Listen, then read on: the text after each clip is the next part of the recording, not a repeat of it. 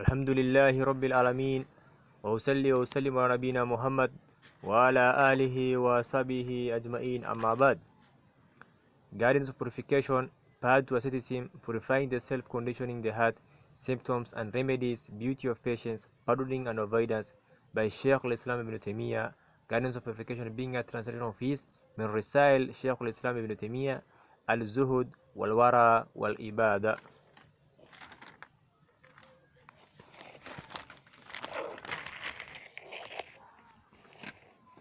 Following desires and whims. What is intended by the ayah is to warn them from following those who follow their desires. In other words, it means, I wish for you good which will benefit you, and they wish evil for you which will harm you. Like Shaitan, who wishes to lead you astray, and the people of desire follow him. So do not take him and his children as friends and protectors besides me. Either they are the paths of the guidance and right guidance, and be of the paths of straying and corruption.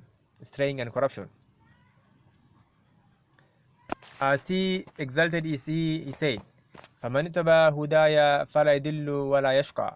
So whoever follows guidance, then he will not be misguided or be unhappy. And his statement, يَتَّبِعُونَ الشَّهْوَاتِ, follow desires. And they follow desires. In two places, to follow desire is a type of following whims. As he exalted he said, أَنَّمَا يَتَّبِعُونَ هَوَاهُمْ وَمَنْ أَضَلُّ مِمَّنْ يَتَّبِعُ هَوَاهُ بِغَيْرِ هُدًى مِنَ اللَّهِ. They only follow their whims, and who is more misguided than he who follows his whims without guidance from Allah. And he exalted he said, وَلَا يَتَّبَعْ حَقَّ هُوَاهُمْ لَفَسَدَتِ السَّمَاوَاتُ وَالْأَرْضُ وَمَنْ فِيهِنَّ. And if the truth was according to their whims, truly the heavens, the earth, and all that is in them will be corrupted. Allah also said, وَلَا تَبِعُوا أَهْوَاءَ قَوْمٍ قَدْ ضَلُّوا مِنْ قَبْلُ. And not follow the whims of people that strayed before you. He exalted he said, أَفَمَنْ كَانَ عَلَى بَيِّنَةٍ مِنْ رَبِّهِ كَمَنْ زُيِّنَ لَهُ سُوءُ عَمَلِهِ وَاتَّبَعُوا أَهْوَاءَهُمْ. Is he who is upon a proof from his Lord, like those whose evil deeds are made to appear good to them, and they follow their whims. Allah said, وَلَا تَبِعُوا أَهْوَاءَ الَّذِينَ لَا يَعْلَمُونَ. And not follow the whims of those who do not have knowledge. This is mentioned in the Quran a great deal. Whim, hawa, is a verb known from the verb to fancy. The present tense form of the verb is Yahweh, and the past tense form is hawa as well. For a person who is desirous, mahwi, whatever he fancies is called hawa. Thus he follows it like he follows a path. As Allah exalted he said, وَلَا تَبِعُوا أَهْوَاءَ قَوْمٍ قَدْ ضَلُّوا مِنْ قَبْلُ. And not follow the whims of people that strayed before you. And as in the term shahwa, then what is intended by following whims is a term itself based on the verb noun. In other words, following his desires and fancies which are his whims. Following desires is acting upon whatever the self desires.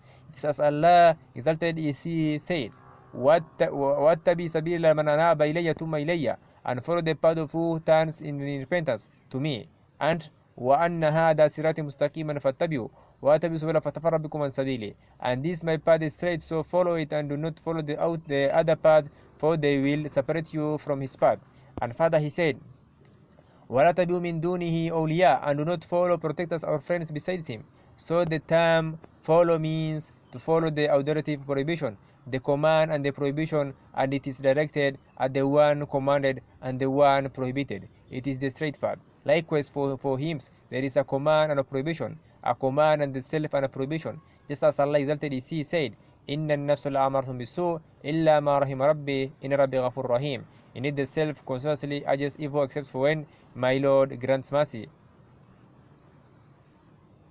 For when my Lord grants mercy, indeed my Lord is forgiving, merciful.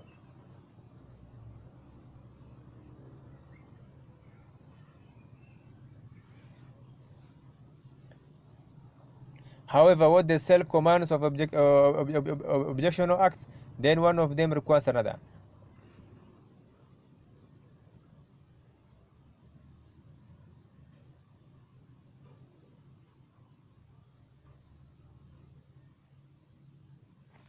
That's the following.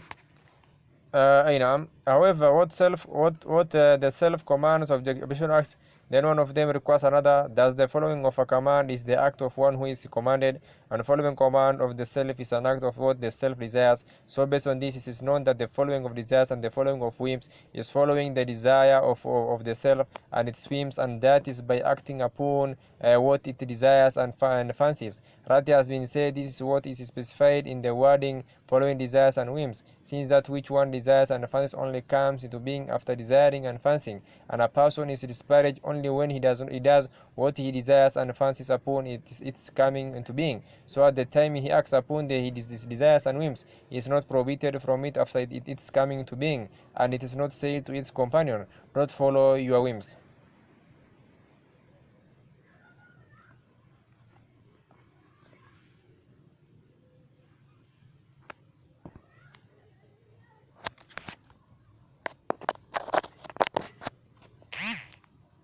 Also, the act that is desirable and wished for which a person fancies is to follow his desires and whims. That the desires and whims do not follow him. So to follow desires is to follow the desires of the self. And when the self produces a desire in the sense of something that in the sense of something that it finds desirable, in spite of contradicting the correct source to be eternal, it calls for producing externally what is desired, and the person follows is like a desired woman or food.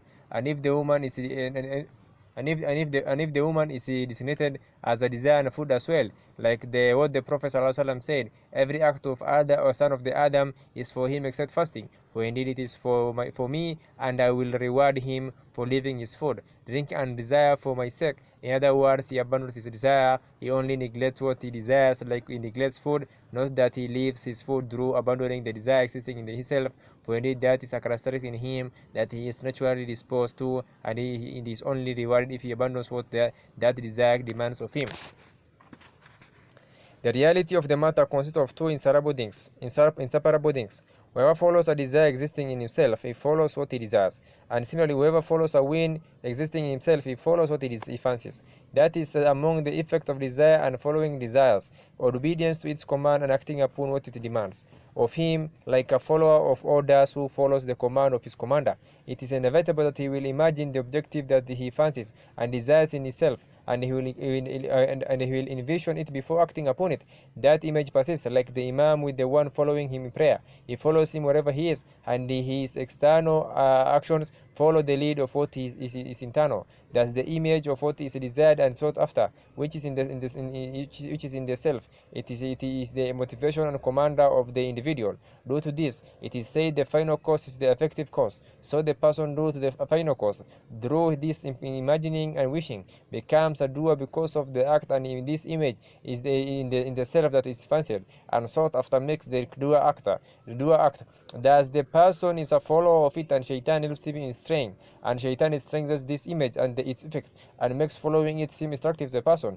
This image reaches for the form of the everything wished for, such as what is desirable among images, food and drinks. It reaches for the essence of the act, which is the pursuit of that wished for a desirable thing, and which Shaitan and the self fancy. And whenever he imagines that the desirable thing in itself, he wishes for it to exist externally.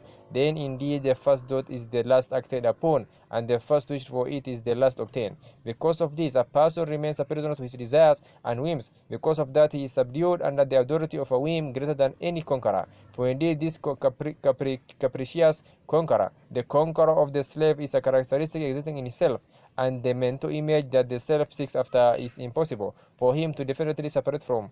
So the beloved thing the self seeks to obtain and represent in itself is a follow of the wish, even if the mental image and adornment of the matter are from the beauty and desired fantasy in itself. What is desired existing externally holds two motivations for him, the fantasy and the desired thing. This provokes in him a movement of seeking and command, and it commands him to follow its demand and commands. Thus, following the desires and whims deals with all of these, in contrast to every conqueror person can break away from. For indeed it is possible for him to break away from him while his self remains upon the same state, and in this state of desires and whims, he only break away from it by altering the condition of his self. Thus the Prophet ﷺ said, there are three things which lead to destruction: stinginess, sure, obeyed a whim, hawa, followed, and the admiration, ajab, of a man for himself. and readings lead to salvation.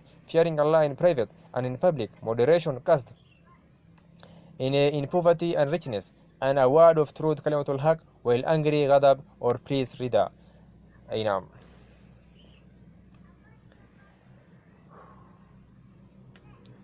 In both Bukhari and Muslim, it is related that the Prophet ﷺ said, beware of stinginess, shuh, for indeed it destroyed those before you. It commanded them to be miserly, bukh, so they were miserly. It commanded them to be oppressive, zulm, so they oppressed. And it commanded them to cut ties of kinship, katya, so they cut the ties of kinship. Thus he clarified that stinginess commands miserliness, oppression, and the serving of, and severing of ties. Miserliness is an obstacle to that which benefits people through their selves and wealth, while oppression is an aggression against them. The first is in negligence in what is obliged, so he will be negligent in what he is obliged to do, and aggravate against them in acting upon what is prohibited. And he singled out the severing of ties by mentioning out of respect for it, since it is involved in the two matters that come before it.